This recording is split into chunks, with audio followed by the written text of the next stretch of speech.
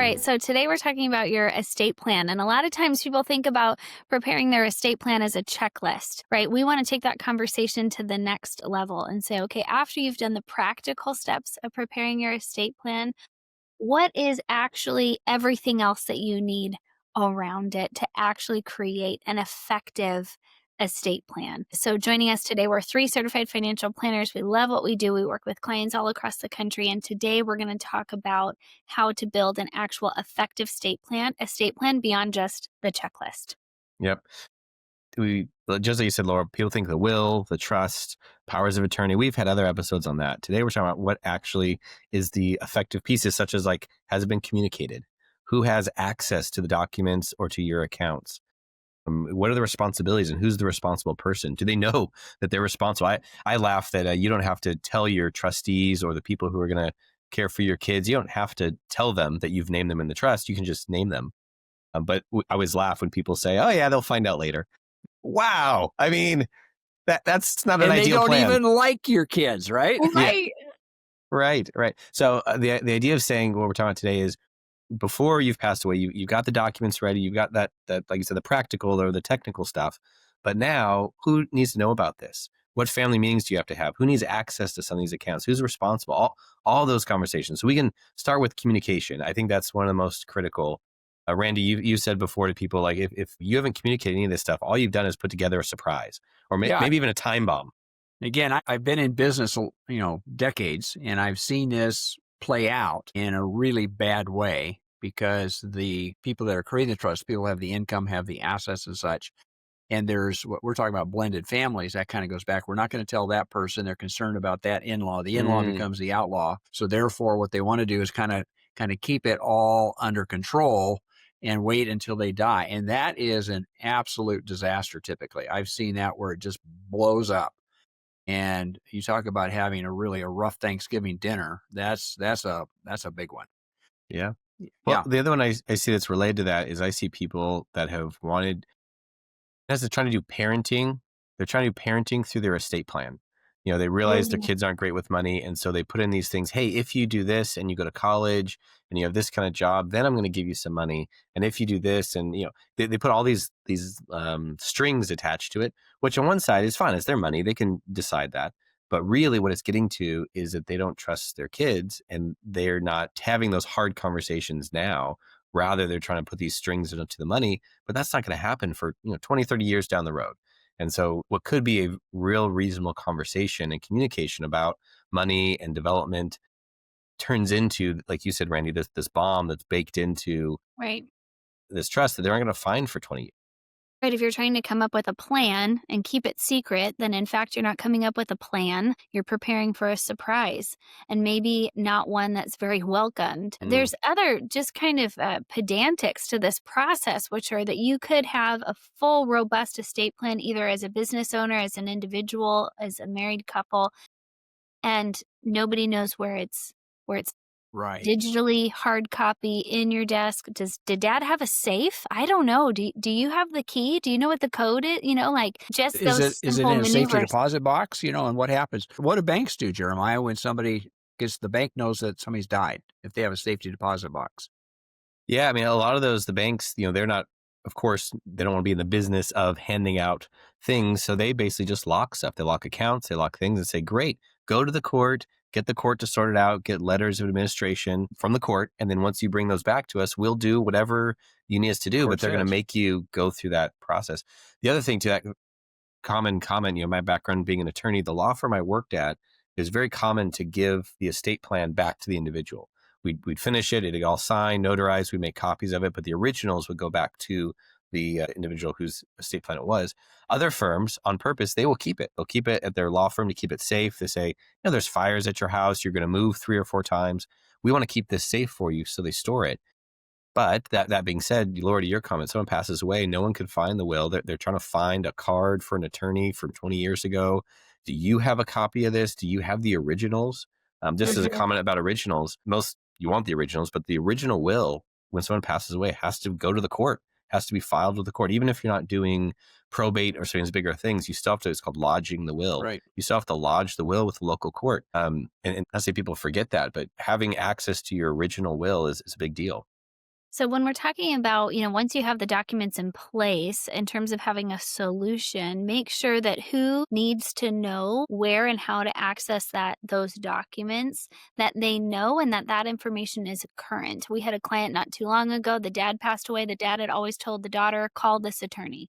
Well, guess what? That will and that estate plan was created 20 years ago. So when the daughter goes to call the attorney's office, he's retired. They don't know who she is. First of all, they wouldn't even get back to her for weeks, right? And so we as financial advisors keep a copy of our client's estate plan. We're typically one, I would say, in the top 5 that get a phone call after someone has passed away, because we have access to the files. We can give the information. We know appropriately how to give the information. That's a solution. How to communicate passwords, where things are held. So make sure that communication is clear and it's up to date. Yeah, and I mean, again, it's not. I mean, the will is very broad, and if for simple estates, this is what I own and this is where it goes to. I mean, it's very broad transfer of assets and responsibilities. But most people's lives are not that simple. It just is not. And so what we end up doing, we start asking questions. They say, well, I don't know the answer to that. I'll get back to you. And oftentimes it just gets buried. It gets forgotten because people don't have motivation to do their trust. Not only talking about the parents, let's say in this case, but also the children. I've had conversations where we're talking to families, and the daughter in particular, the son in some cases, they just close down. They can't accept that at some point in time, their parents are going to die. And they just kind of create a blank, and they just a wall. You can't get through it. So it takes a lot of time, and it takes a lot of patience to be able to deal with that. You're almost dealing in third party. You say, well, I had this client and this is what happened. And so they have to see themselves related in the story. And you try to take away that first person sting about what's going to happen. And anyway, it can get very confusing as you've experienced too. Well, and I think to go a little deeper water, we're kind of talking about, what's the normal, who's in charge, how do they take care of the assets? The next layer is kind of that complex tax planning that goes into a lot of our clients' estate plans. And the next generation, as they take over, there's certain actions that either need or need not be taken to really benefit for taxes. Like, we won't go into the details, but a lot of trusts have what's called a Clayton election. And the trustee's job is to decide if they should make that Clayton election. Well, if this is the first time that your successor trustee is ever hearing that this even exists, they are ill-equipped in that moment to make a good choice. They have to bring in an attorney, bring in an accountant, find out if that's going to be useful to them. Whereas if this conversation happened previously and said, hey, here's my trust, here's who's ultimately getting things. But at the moment of the first death of the spouse or the second death, there are some things, and this is what we've planned. We've planned to make this election.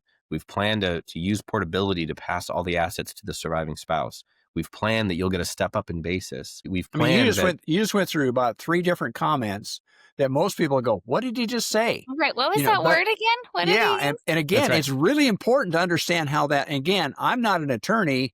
That's why the advantage that we have with Tricord is that, Jeremiah, you're here, and you've not only do you understand the language, but you can act on it for the client's benefit, right? I mean, it's really important.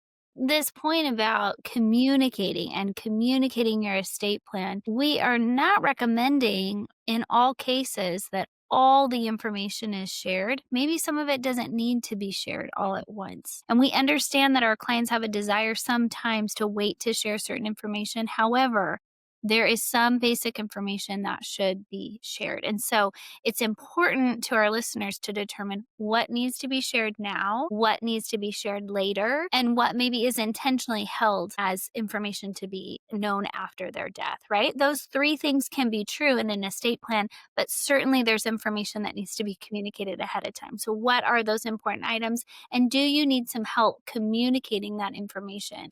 We oftentimes have meetings with our clients and their children to talk about the details, and they can ask questions, just to your point about some of those terms that Jeremiah was just talking about. There's a lot of confusion. Let's have an expert in the room that can just be clear with everybody. It's so important. It's so important. And I'm just thinking about my estate planning that, Jeremiah, you updated for me. We delayed for a long time about that because my wife and I, it wasn't about the assets. It was about what's going to happen with us when we die. And those are decisions that we had to make between the two of us. And we finally reached a point and said, okay, we're done. We know what we're going to do, and we give instruction to you. But now I'm just thinking in my own mind, I need to go back and revisit some of those specific instructions that I would give to successor trustees and agents, right? Yep. Right. Right. And I think a lot of that, even as you go through anyone's own estate planning, the things that matter to you, you want to make sure they're written down, they're documented, and they're communicated. And the things that you don't care about, sure, they got to figure it out. They got to do that. But deciding which of those fall into which bucket, just as you said, Lauren, what needs to be communicated when, Right. so vital. And so we would recommend having, I mean, here we are in the holiday season, and I think I said this on our recording last week, like, don't have this around the Thanksgiving table. Like, don't have this conversation at that time. However, to plan on an annual or a semi-annual family briefing. We realize a lot of families live at a distance from each other. It can be done virtually or in person, however you desire, but just once a year, a time to sit down to create clarity, updates on decision makers, clarify expectations. The goal is to reduce any confusion. Ultimately, at the end, that idea of holding that information close to you ultimately is just going to create some instability and potential frustration. So, we would recommend once a year or even twice a year. And new thoughts will occur to you, to your point, Dad, about like, oh, I think we need to go back and make some revisions, right? So, it's kind of a fluid document in that sense of the word. Yep. Well, let's move a little bit to the access question. This comes up a fair amount of, should I put my kids on my account with me? Who has access to the documents? And we talk through those in a legal sense. The bigger one is kind of the digital assets. Who doesn't have a bunch of photos on their phone that are precious to them? Do your kids get that? How does your spouse get access to that? Randy, you've shared stories where a client gets locked out of their own business, or they get locked out of their accounts because they were actually never set up with appropriate access. And so when a bank or something else realizes someone's passed away, even though legally and technically in the estate plan, eventually they'll get access to these different assets. In the immediate, it's going to be weeks before they get, find the will, get all that stuff appropriately set up to have access. So the question being, do both spouses have their own logins to their own bank accounts? Are both spouses on all the different bank accounts that they need to be on? That's just between the two of them. And then I think the next layer of all the digital fingerprints that we now have, some of that stuff, maybe it's just going to go away when they pass away, but some of that stuff is really, it's valuable, it matters. How do you log into these things? So we have a lot of our clients start using password managers. And a password manager is something that goes on your computer or your phone, usually both, and it will track all your passwords. And you can share them, amongst spouses, you can share passwords. So if one spouse were to pass away, the other spouse isn't lost. So to say, what was our login for our auto insurance? They have all that stuff. Let me make a comment on that, because the password manager we use has a key, and the key is a master password. I always hear about people, they're trying to find the black book that's got all the passwords in it, right? They're trying, where do we put that?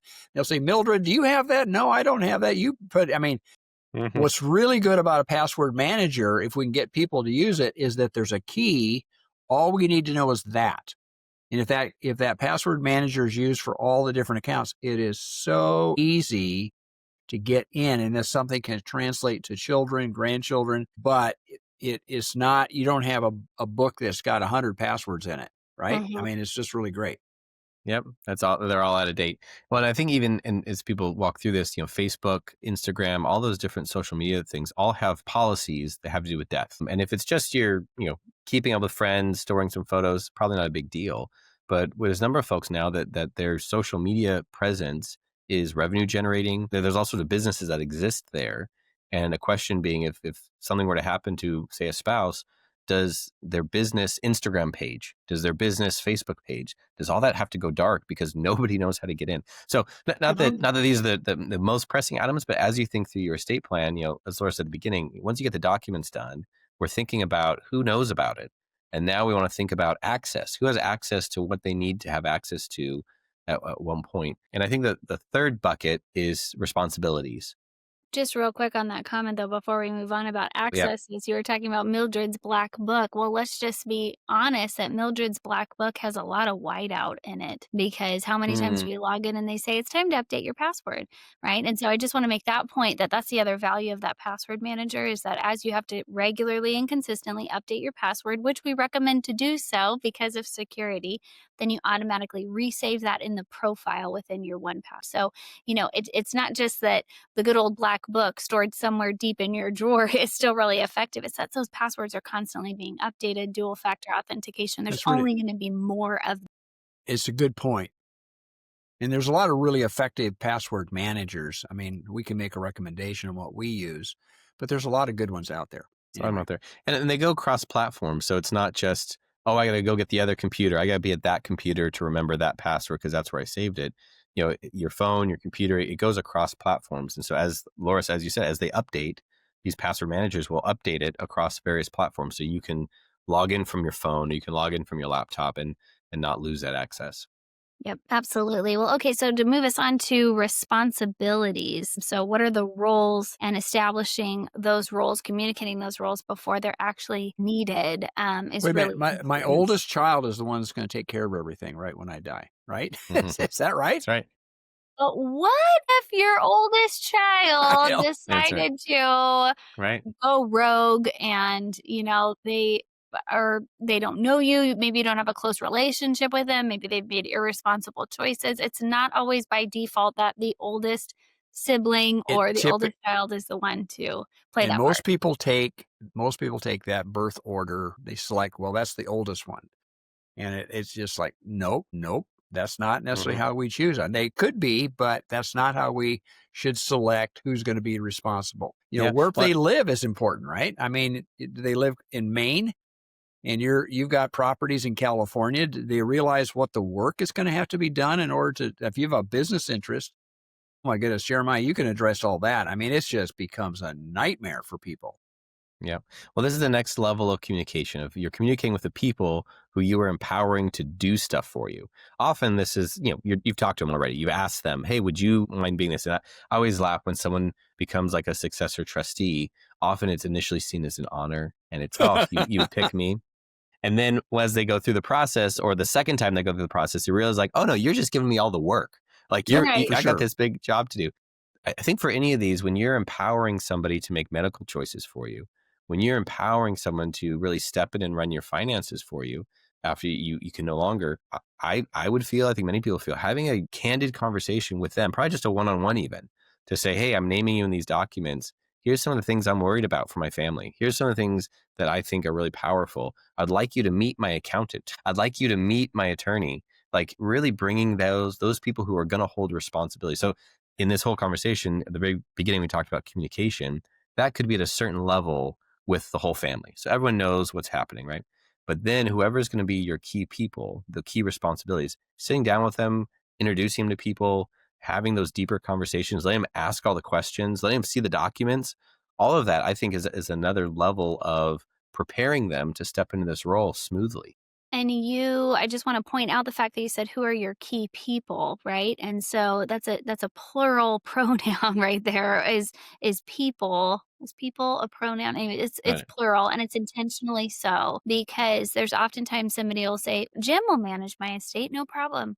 Well, poor Jim is all of a sudden thrust into a role without any support. Maybe they don't have all the information. They don't know all the background. A team of people that are designated into specific roles and responsibilities. This is my attorney who I work with. This is my financial advisor who I work with. This is, so and so is going to oversee this part of the administration of the estate, etc. So it doesn't have to be a large group, but how actually having more people in the administration of your estate can reduce conflict rather than concentrating the roles into just one or two people. Right. Yep. I think medical is a key piece there. There's folks Mhm. who say, "Oh, my daughter or my son is in the medical industry, so they're a great choice for these medical items." But my other child or my brother is in a financial role. I would love for them to fill this, and it really is a team. And like I said, of having them connect with some of the other professionals in your life, so when something does happen, they're there. And I think when people think of estate planning, often they think the instant someone passes away, it's unexpected, and you want to be prepared for that. But for a lot of our clients, as they're aging, it's a slow process of saying, hey, I need someone to now look over my shoulder with my finances to make sure I'm not making mistakes. Or now I need someone to take over my finances. I'm still alive. I just need them to run things on a daily basis, and they need to get embedded with your support teams. And it's nice if they do that voluntarily. Oftentimes they don't want to Mhm. give over, right? So it becomes even more complex. And the children become aware that they're making really poor choices. They're being potentially defrauded.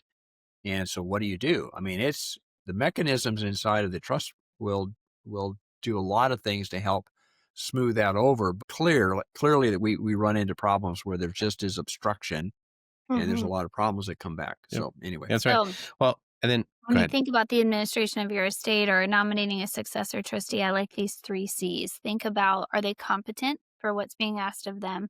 Is there continuity? So the administration of your estate will happen how you'd like it to. And who can resolve conflict? Who's the best at conflict management? And sometimes that's not a person in your family. Sometimes that's hiring a professional trustee. So a lot of different options there, but I like those 3 C's. That's really good. I think the curveball I'll throw in, because it's very common, is blended families. As people talk through, I got the yellow bike when I was a kid, so all those issues that families develop over time. It's very common in this day and age that you have a blended family, and so now you have some concerns. Is my second spouse going to change the distribution to my kids from a prior marriage? Am I concerned about that? And there's protections and things that go in documents, but we've had a number of situations where after someone passes away, everybody realizes how much they were the glue holding multiple pieces of the family together. And once that person's gone, you now have, kids from a prior marriage that weren't aggressive with the new spouse, but they're just not that close. And so as they pull apart, you say, wow, this trustee is now holding the assets for that person, and this one's making choices there. And it can become difficult. And I think it's all the more highlighted in this situation to say, if you have a blended family and you want to provide for different pieces of this family, who are you naming the successor trustee? And are they going to be able to navigate the different, I don't call them loyalties? Are they going to navigate those dynamics amongst that family in a way that is healthy and helpful? It's a real practical question of who knows what, when they know it, who has access to what, and who's responsible for what. All of those questions I think are just highlighted with a blended family, which is so common in this day and Yeah. age. Multiple It people's is. industries you care about, presumably you care about a lot of different interests in that situation. And so making sure that everybody's interests are taken care of. And again, that the plan is communicated ahead of time without surprises. For sure, for sure. Yep, that's right. Until next week, folks, may you grow in wisdom and knowledge. I'm going to redo that one. Until next week, folks, may you grow in wisdom and knowledge. Thank you for listening. We have a few more things to let you know about before we go. Podcast reviews really help us to serve more people and get this information into the hands of the people who need it. Please leave us a review. Even if it's not 5 stars, we welcome the feedback. And we invite you to let us know what topics you would like to hear more about, or what would benefit the people in your life who you're closest to. We have more resources online. Those resources are designed to help you share this great information easily with people in your life. To access those resources, please visit tricoreadvisors.com. Often we hear from clients that they wish they had talked to us sooner. If that's you, we'd be thrilled to see how financial planning can benefit your life. Email us at contact@tricoreadvisors.com or simply click on the link in the show notes. This show was produced by Graham Gardner at Model FA. Find out more about how to create a podcast for your financial planning business by visiting modelfa.com. We love creating content that's useful, resourceful, and maybe even a little entertaining. We want to make this mega universe of financial topics and advice applicable and helpful to your life. Remember, at Tricord Advisors, we are your future's best ally.